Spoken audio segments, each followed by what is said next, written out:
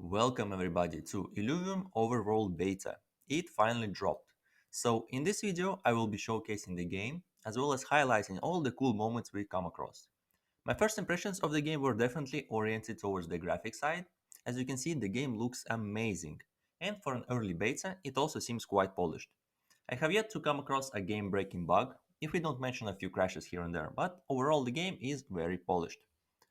Running through the game, it felt like a breath of fresh air. After waiting for so long for this game to come together, experiencing firsthand all the work the Illuvium team has put in is a pleasure to say the least. So we are greeted by Sanctum Mesa, a smallish oasis-like island surrounded by mountain-like structures. This is where, allegedly, our spaceship has crash-landed and we have built an area that has the survival arena, also known as Private Beta 1 and 2, and all of my videos are on my channel based around that Private Beta 1. We also have a forge area where we can forge items, scavenge goods from our runs, as well as where we can combine our illuvials. There is a storage area where you can see all your equipment and choose your setup for a particular run into the instance, as well as few placeholders that are yet to have a function. We start out the game with having only two Tier 0 Stage 1 illuvials, a water doka and a water flesh. Not the best, but definitely not the worst start to the game. We also have 3 cured Tier 0 shards that are used to capture Tier 0 illuvials. Shards and illuvials are the name of the game. After playing a while, you mostly narrow down your choices of how to play the game into two types. One type being a mining oriented run for shards, and the other is the capture oriented run to capture illuvials. But more about that in a bit. In order to go into an instance, you would need to go back to the obelisk and press E to interact with it. This will bring up an interface that will allow you to choose which stage of instance you would like to run.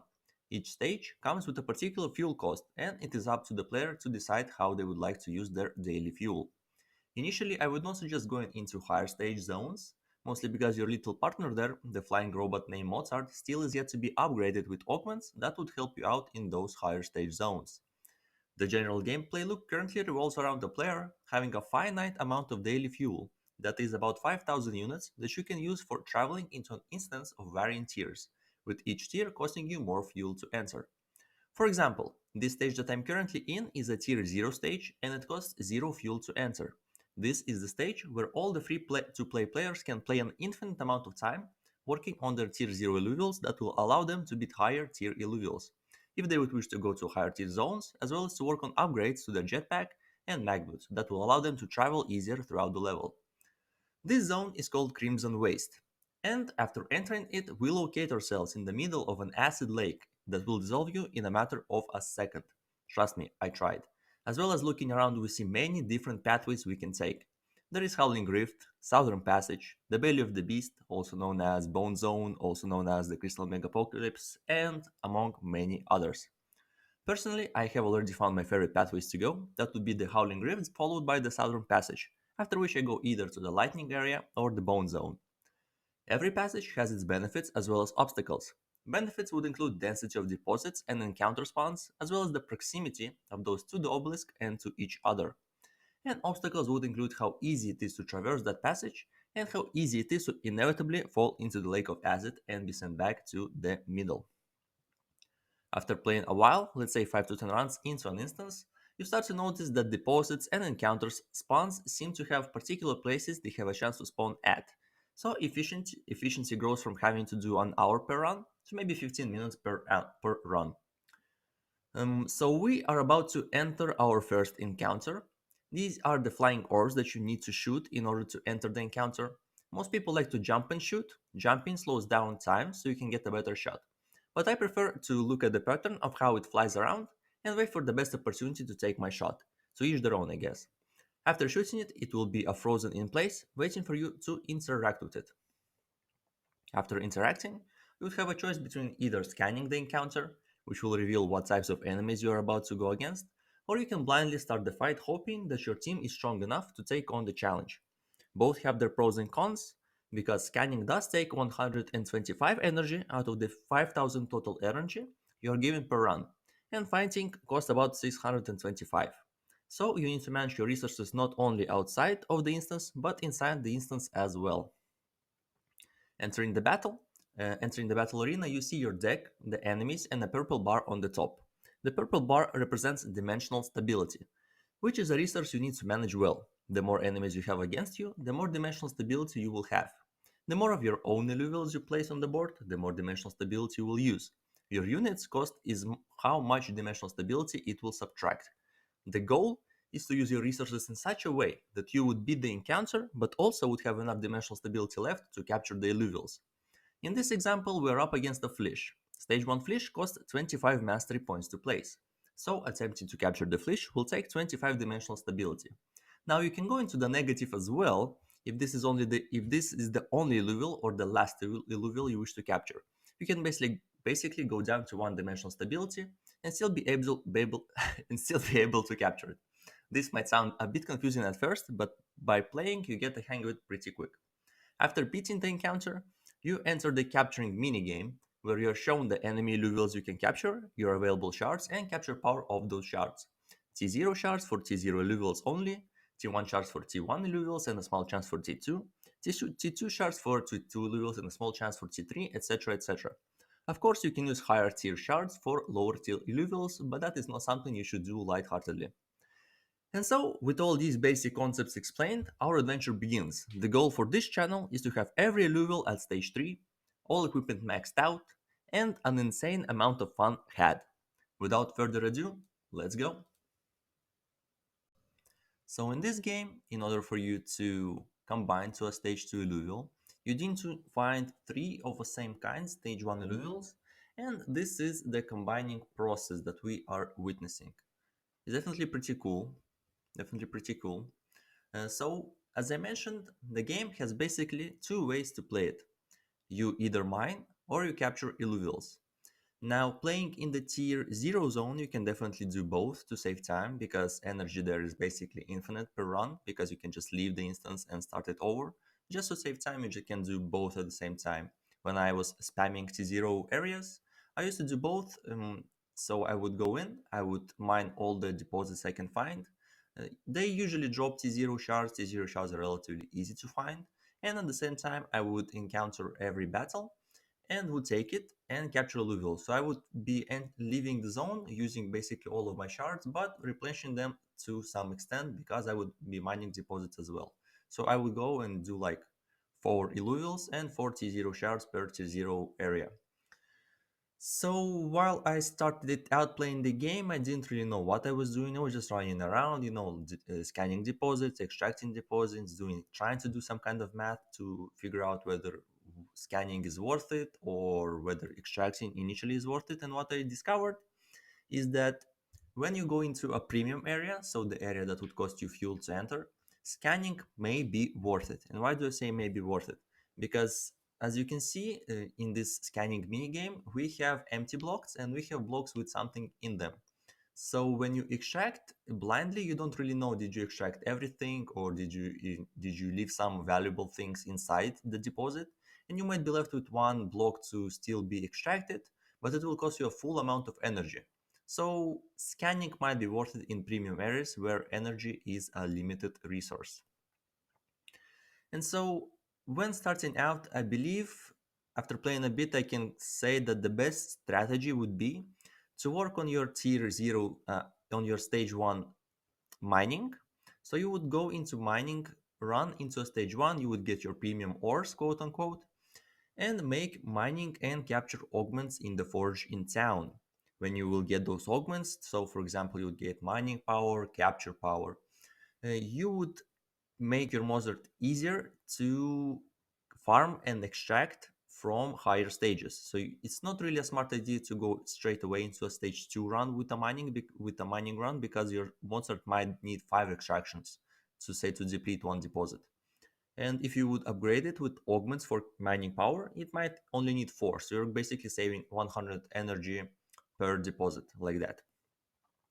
And after you're doing that, you go into a higher tier zone. Again, I would probably suggest for a mining run, maybe even for only shards run, because you do need a lot of shards. So you do like stage 1 mining, stage 2 mining, you would get your shards, you would get your ores.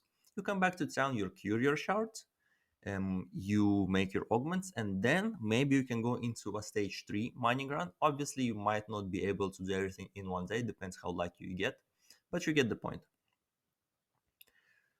So when going into exploring the map and deciding where you want to go, you can press M and then press H, and H will bring up a heat map on your minimap, on your map, and the heat map basically shows you where are um, how much density it is in a particular area. So you might decide what's your best favorite route to take based on the heat map. So my favorite ones are the Howling Rift, followed by Southern Passage, followed by Crystal Zone, and followed by the Lightning Area. Now, why are they my favorite? So when you look at the heat map, you can see that mostly, in general speaking terms, mostly the same areas are going to be the most dense ones. So before I move on, I do want to comment on this battle. So as you can see, you can definitely leverage your resources in the best way. Even though it looks like I'm losing, wait for my fleechers to cast right here. Oh, that value, and this, by leveraging your resources well, you can be left with a lot of dimensional stability, and you can capture a lot of illusions. So where was I? All right, Howling Rift. So what is my favorite? In general speaking terms, Howling Rift leads you to a very good hotspot, and basically density of the maps are the same, you can say. Like, sure, the spawns differ a little bit from an instance to an instance, but basically they're in the same places. So if you open your map, you can basically tell that there's like 4 to 5 highly dense zones that you really need to go for. And by following the passageway through the Howling Rift, and that narrow pathway into an open desert, into like a big hot spot of encounters and deposits, Howling Rift really helps you go into that. Like it guides you, and at the same time, while it guides you, that whole area, that narrow passage, is also very dense. That's my favorite area to go to. It's like very narrow, you don't get lost, it's just a very narrow pathway, it's very easy. So in this highlight, we are capturing our first tier 3 illuvial by using our rare shard that we found. Even though I know the outcome of this capture is still nerve-wracking. Every single time that monster seems like it's struggling so much to capture everything. But yeah, it's very exciting when you actually finally capture something.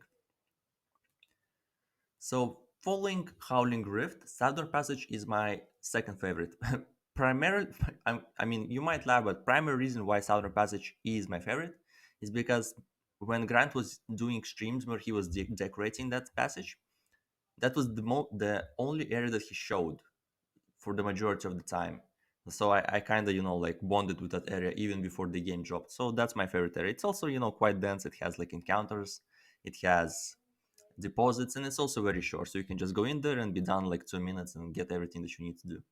My third favorite part is the crystal zone or the bone zone, or this is exactly the highlight portraying that area. Like in some sense, I really, really deeply despise this area because it's so easy to fall into that asset. It's so easy. You have no idea how many times I lost my life to this asset. But yeah, why it's my favorite? Because it's also very narrow. As you can see, like it's very narrow, and it leads to the same it's to the same density hotspot that the Howling Reef leads to. Obviously, it's a different area, but the density of the area is nearly the same, and it looks nearly the same. So these are my favorite too. And following that is going to be the lightning area, which is not, I don't know where it's going to be in the highlight reel. I will mention it where we come across it. But lightning area is also the same. It's very beautiful to say. That's first of all. It has different kind of passages. It's not really easy to follow, but it's very beautiful and it's short. So those are my top 4. We're attaching at Avermi here, our second tier 3 illuvial. Ooh, you can see how stressed out I am by my face. And there you go, the relief, the relief. Vermi is a very useful unit. You do need to capture 3 Vermis and you're going to get a Vermilia. And that is going to allow you to get yourself a composite bond. And that bond that I'm going for with the Vermi is going to be the Revenant. Revenant bond is very strong. If you can achieve it, it's easy to achieve because all you need is 3 Vermis and a staff. And that's very easy to achieve and it's so powerful. It's going to help you through the early game very easily. And this is me showcasing what not to do. I mean, how? Just look at this. Would you think? What do you think is gonna happen here? Yeah, yeah, the pain. Oh, the shame and the pain. I can't believe I didn't quit this game right after this moment. So just a few tips for you new players. What to do after each run. So don't forget to cure your shards that you extracted, and never forget to take them out of storage before entering another run. You have no idea how many times I went into a run and forgot to take my shards with me. There's definitely something that they can do to improve like a little bit quality of life, that when you cure a shard it instantly goes into your inventory and not into your storage. I don't know why they didn't implement that initially. Maybe there's some kind of technical problem, but I don't know. I'm sure it's gonna be fixed.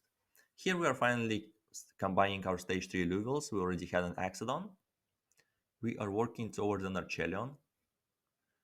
Ooh, this is definitely so much progress done right here. Archelion, that's a big boy. That's a big turtle right there.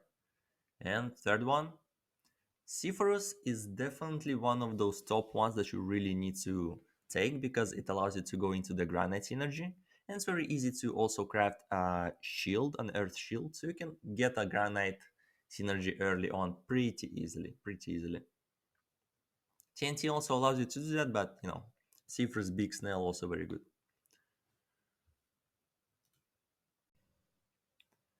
Mining runs are probably my favorite ones because every extraction really feels like gambling, like when you get a full extraction, either you get a full extraction full of crap or you get like an epic or a resplendent shard.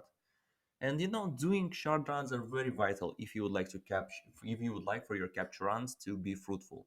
There were a lot of times where I went into a capture run and found myself lacking necessary shards to capture levels, letting very good ones like a flare or a fury get away without even trying to attempt them. And unfortunately, at the moment, you can't really use things that you capture for anything other than PvE. When we will get into the PvP beta, there will be a lot of use cases for what you capture. So PvP will definitely show who has the best collection, who has the best team, who has the best combination, and the best weapons.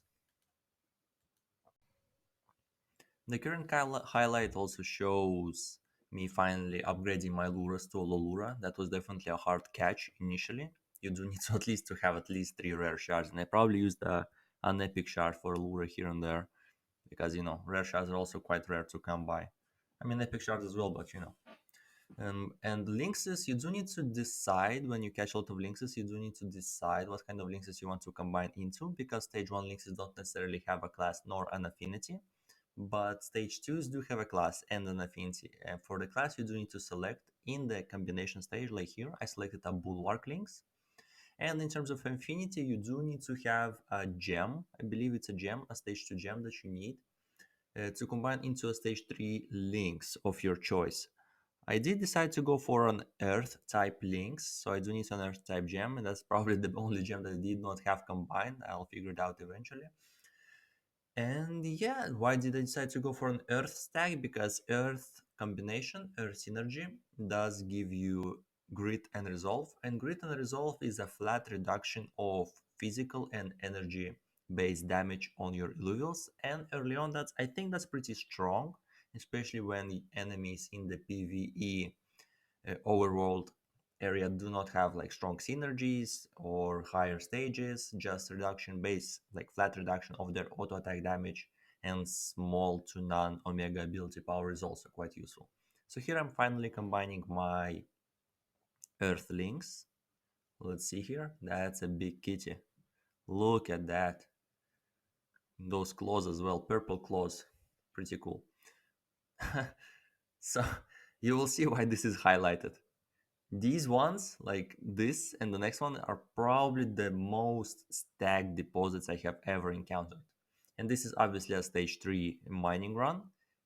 And you can see why I like stage 3 mining runs. Very stacked. I already have 1 rare, 1 epic, 3rd extraction, 2nd epic shard, and 4th extraction. I do lack a little bit of mining power here. If I would have a little bit more, I would only need 3 extractions. And there you go, the resplendent shard. Yeah, that was definitely a moment. That was my first splendid shard ever. I definitely did not expect to find all of that in one shard deposit. And when I went into the mining run of stage 3, I was very meticulous enough to only extract from basically only shard deposits if I could find them. And there you go, second resplendent shard. And that is why I decided to go for mostly shard deposits because I really needed those shards. And I believe I finished this stage 3 run with extracting like 8 epic shards, 2 resplendent shards, 5 rare shards, and 2 uncommon shards. So that was definitely a stacked run. And I used all those shards on the yeah, it's very stacked. Wait, oh my god, my cat. Give me a sec. Okay. My kitty just went on my keyboard. Yeah, that was one of the most stacked runs I have seen. And yeah, so the next day I think I went into a capture run into stage 3 and I basically used all of my shards that I found. So this is the lighting area, just look at it. Take it in.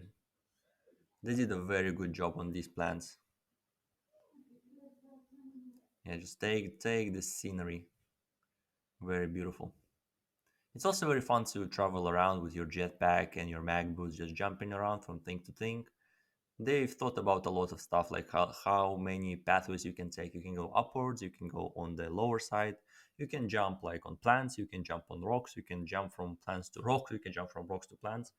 There's a lot of fun movement mechanics. Another shard deposit. This is why I'm telling you guys, just go for shard deposits. Well, I don't really know if those are actually the best ones to go for, but they're pretty good. In terms of what kind of deposits you can go for, so I believe there's like 5 to 6 kinds. So there's recurrent deposits, there's atypical deposits, then there's gem deposits, synthesis deposits, anomalous deposits, and shard deposits. So that's 6 types of deposits.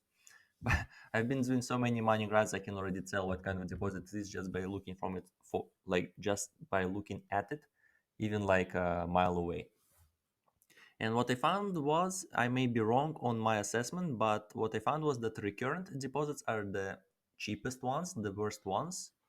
Then there's atypical, then it follows by gem deposit, then there's synthesis, anomalous, and I believe the best deposit, like maybe it's my biased opinion, but I believe the best deposit is the shard deposit because shards and illuvials are the name of the game, as I already mentioned. Here we're capturing our first flare, our first epic, our first tier 4 illuvial, using our epic shards we got from the stage 3 mining run. And that's a successful capture. Flare is definitely one of those units that you would like to have. Flare is very strong. His Omega power reduces incoming damage by 40% of the entirety of his spin. And this is our second tier 4 Illuvial. Now, of course, Fern is not as useful as a Flare, even it's infamously named the Shitbird. I think I know who named it. It's probably Ashjad, the Shitbird. It's something right up his alley just to name something for. But it's still nice to have. Like a tier 4, it has an Omega ability that stuns everybody in its pathway. It's not a bad unit to have if you don't have anything else to put it on. And it also helps your range units to do some damage, like if you have a Fury or something. Definitely helps it out. So coming back to town, combining our illuvials, let's see what we can get. I did find 3 Kukas, so that's a Kukulus right there. I don't know if I'm gonna combine a Kukura yet. Let's see. Yes, that's a Kukura right there. So Kukura is the last tier 1 unit to get to stage 3. I already had an Axodon, an Archelion. I believe I already also had what's his name? It's escaping me at the moment. But yeah, Kukura was the last one to fit that list. Also here I will be finally combining my Vermes into a Vermilia that is going to allow me to have my Revenant Bond. A Revenant Bond is one of the most overpowered bonds you can go for, especially early game. If you don't know what Revenant Bond does, Revenant Bond allows, so whenever a Revenant unit would touch an enemy unit and if that unit would die, the moment that unit dies, your whole team gains a specific amount of energy shield. Wait, not energy shield, just just the shield, a specific amount of shield based on how many empaths you have in your deck. So even if you don't have any empaths and you only have your Revenant Bond, so that's gonna give you like 2 empaths, That is already now. I believe that's a 100 HP shield on every kill that your Revenant units participated in. That's pretty powerful. I will be showing you some battles of a Revenant unit going into it and showing you the power of the Revenant synergy, of course. Now we have Norchelian, Axodon. I did not notice what I'm missing. So this is actually the highlight of a battle of my Revenant Bond. I also have Allura, so I'm also benefiting from the Rogue synergy. My Ranger does not have armor, but I don't really need it. As you can see, as soon as kills start coming in, my whole team is getting insane amount of shield, especially that's very noticeable on my Ranger that has very low HP. A shield is obviously proportional to how much your HP. The display of the shield is proportional to how much you have HP. And since my ranger does not have any armor, that shield is massive on her. And this is showcasing me finally getting my Volante. Now stage 0 illusions are not really that hard to get because you can basically infinitely spam T0 areas, but it's still a nice progression milestone, just combining that stage 0 level that you don't need to capture anymore or waste time on it if you encounter it in a stage 1 run. And of course, this is my own very own links that I have at home.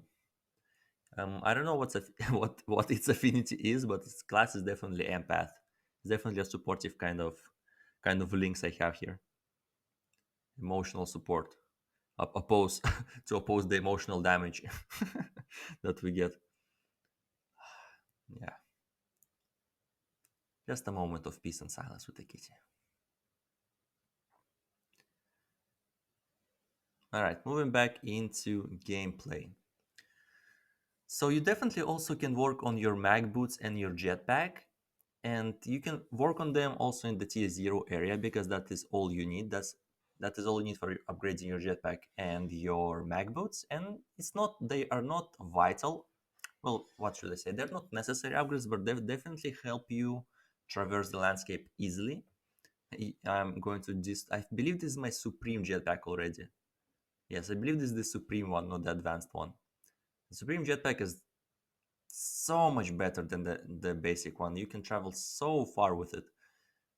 I remember by having a basic jetpack in the Howling Rift area, I would need to do like 3 pit stops just to get out of the main zone. But with this jetpack, I don't even need to have 1 pit stop. Well, that's a lie. I need 1 pit stop, but that's it. Definitely helps you out a lot. You can see if you don't have a Supreme jetpack, you can compare how well this flies. And you know what's amazing thing is they all when you upgrade your jetpack, your ranger also changes the animation of how it's flying. So her body is more angled to represent the speed that she's flying, as well as your jetpacks are emitting more flames behind them. And these are like these little types of how would you say it? These little types of details that the team added definitely displays the triple A quality they're aiming at, and I think they're doing a pretty well job at it. Definitely very beautiful. Just flying around even the base Sanctum Mesa area. It's very nice. Peaceful. This is like the perfect area if you want to just relax. So if you don't know, and I actually didn't know this my first day, for you to upgrade into higher stage, basically anything, jetpacks, augments for your Mozart, you would need components. And you get components by deconstructing right here. You deconstruct things. So you can build something that does not require a component, go into then deconstruct it, and then just build something that requires a component. Is this where I get my Malura? Ah, yes, Malura. Malura is one of the most strongest units in the game, if I would do say so myself. It's very tanky. It's a vanguard, so it disrupts the enemy backline, and it has an AoE charm. It's an insane unit, especially with the Earth affinity combo that I'm going for. I have a lot of Earth units already, right? So I have a stage 3 Sephiroth, I have a stage 3 Earth Bulwark Lynx, I have an Earth Shield, so that's already a Granite synergy, and I have a Malbura. So and right here I'm going to also be combining my Stage 3 Earth Lynx. That's an empath.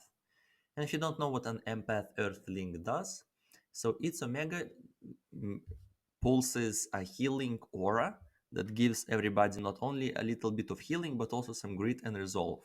And if you already have a very strong earth unit that has a lot of grit and resolve, plus the empath links on top, the buff on top, your units are going to be basically unkillable. And this is my unit composition right now for like a low illuvial number run. So I'm going to have my Seafrost stage 3, I'm going to have my Bulwark Links stage 3, I'm going to have my Empath Link stage 3, I'm going to have a Malura stage 3, and I don't know what else am I gonna go for. Maybe just a Fury, maybe a Fury, I don't know.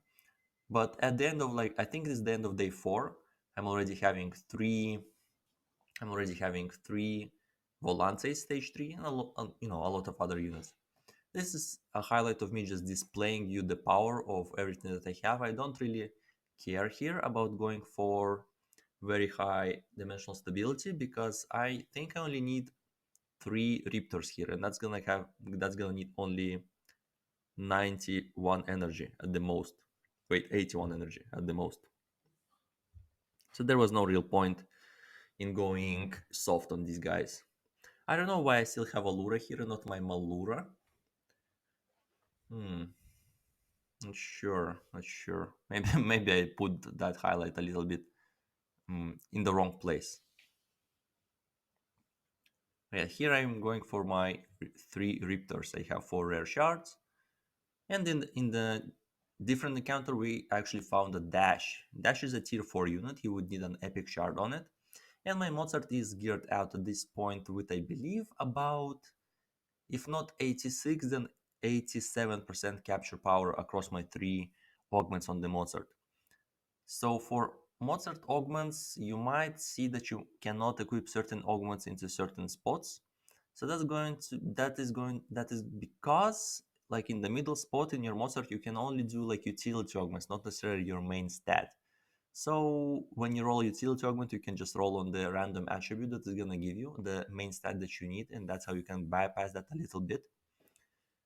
And in this highlight, we actually found a Scarabok. I believe this is my stage 3 capture run. We found a Scarabok, we found a Lura, we found a Vermi, even a Flare, I believe. This run was very stacked. And Scarabok is a tier 5 unit. And tier 5 is the highest unit that you do need a Resplendent shard to use on to have a chance to capture it. You can capture it on epic shard, but I believe the the chances of that happening is pretty low. So we're tapping at the Scarabok here. I believe I only caught the Scarabok and the Flare here. Maybe even the Lura because yeah, I have 46, that would be enough. And that's a Scarabok in our team, the first one, and that's basically the first one I've ever encountered. I did not encounter any more. Hopefully I will encounter them next time. I'm gonna go into a stage 3 capture run, which is going to be quite soon actually. So I'm very hopeful. Maybe we can get a Galiant and we're not gonna need an Earth Shield to have our Granite Synergy put in. The rest of the highlights are just here to show you the power of the Earth Synergy plus the Remnant Bond. Like, as you can see, my units are basically unkillable. Like, they have insane Grit and Resolve plus Shield that I get from my Remnant Bond. And as you can see, oh yes, we're going for a Fury here. Fury is probably the best unit in the game. I mean, I'm a little bit biased towards snakes. If you ever watched my videos or watched my streams, you can definitely tell I'm a bit biased towards snakes. Snakes are very powerful, and I do attempt it to capture with an epic shard. It is a tier 4, so it's appropriate, but you really don't want something like this to get away. So some people will probably go for a resplendent shard just to solidify that capture, but I risked it with an epic shard, and as you can see, I can't even look at this. I'm stressing out looking at my chat. I don't even know what's going on at this point. I'm just looking at my chat, either waiting for people to kick W me because I failed, or do some easy claps, easy money kind of stuff in the chat. And I'm going to realize it in 3, 2, 1. Yeah, that's a relief. That's a Fury. And with this Fury, capture runs are so easy. You basically just put in a Fury, you put in any tank, and it just destroys everything. Riptorus. I don't really like Riptors, but I like Riptor a lot. I feel like Riptor is a little bit overtuned, and Riptorus and Riplants are kind of whatever. But Riptor is definitely one of the strongest ones. And strongest stage 1 units. If you have it, it like has 1500 HP. It's very strong. It doesn't die. It does a lot of damage. Does percent health damage as well.